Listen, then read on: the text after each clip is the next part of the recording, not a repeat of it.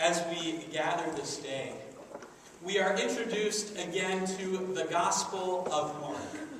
A gospel known for its simplicity, its brevity, and being direct and to the point. It is a gospel that skips over Jesus' birth narratives and plops us right into Jesus' life and ministry. And today, we begin. We begin with this one who we have heard about being born in Bethlehem, from Matthew and from Luke. We begin with this one who has been raised up in Nazareth. This one who we understand to be the carpenter's son, perhaps out in the world making his living, working with wood, plying that trade. And now we come with this one who comes to the Jordan River. This river of new life, this river of hope, this river of liberation that the people of Israel, the people of Jacob, the descendants, know so well as being the place to cross over from slavery and wilderness and wandering into the promise of new life. The people of Israel know it as being a place in which you go for renewal and for cleansing. The place where now within the Jewish tradition there has emerged this understanding of baptism, of being cleansed and repenting. And John stands firmly in that tradition. The voice of this one crying in the wilderness, calling people to new life, but also to repentance. To turn around, to do a 180 switch from whichever direction is leading you away from God, to come back firmly and be rooted in this one who brings liberation and hope to the people. To enter again, both as a community and as individuals, into the promised land. Here Jesus arrives, along with people, as we are told, throughout the Judean countryside, and with all of Jerusalem. What a spectator sport this would be if you wanted some good people watching. To go and see all of these people from the countryside and the city coming together at this river and hearing ways that they might turn their lives around, that they might be made whole and healed. John the Baptizer in this getup, which we assume to be pretty crazy, right? Camel hair and a leather belt, eating locusts and wild honey. We assume that to be crazy, but some would say those were actually symbols of trust, of putting your trust in a prophet who is bringing deliverance to the people.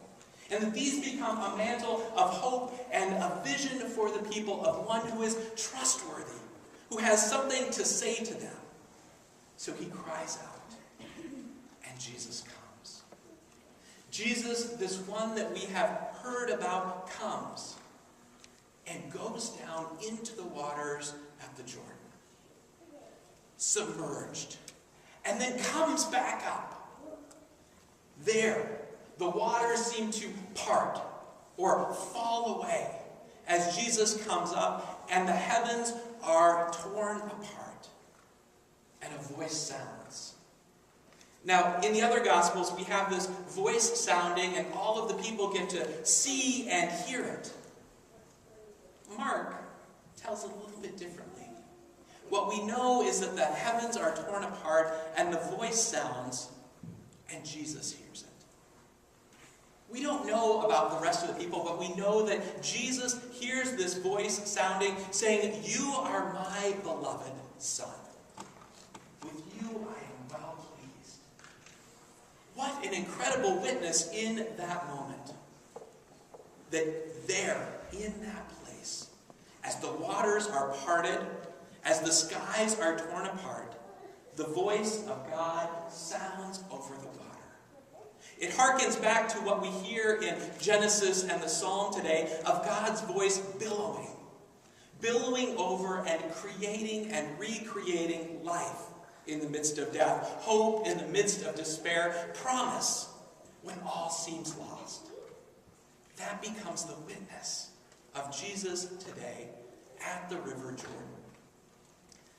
Now, we wonder, what does that look like? And yet we also know that lodged in our deepest being, we love the stories of those who are lifted up to bring hope to the people. Whether it was someone like Luke Skywalker in a more contemporary movie, or Frodo, or Katniss for some of you who have gone to see the Hunger Games, there is this sense of longing for one who can bring hope to the people, who can challenge the way things are now and can turn them around, or allow people to live in a new way. Jesus, in this moment, the voice of God sounds and new life emerges. There is creation breaking forth.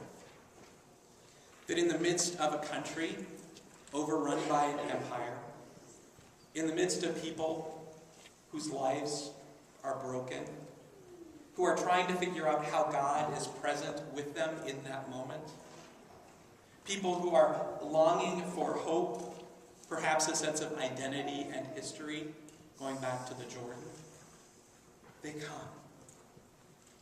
And the voice of God sounds. I love that image.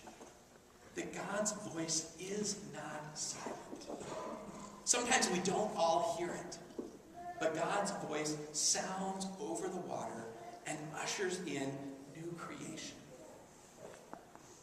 This week, I've seen a number of folks post on Facebook and have pretty in-depth conversations, wondering where God's voice is sounding today. In the midst of everything that happened in Paris, France, longing to hear God's voice speaking over the waters, claiming new life and hope for the people.